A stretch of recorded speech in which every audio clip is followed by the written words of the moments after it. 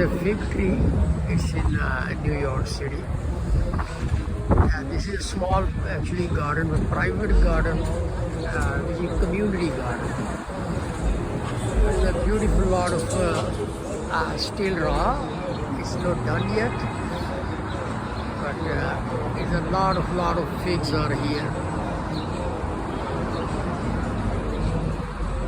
In the next building, that they call it community park. So right here, a lot of people come in this community neighborhood, and they grow their own vegetable, little fruit, so all kind of stuff. So right here.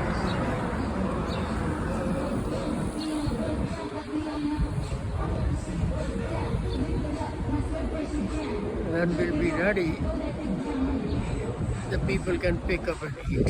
This is a community park. Anybody, all have rights to eat from here if they wish.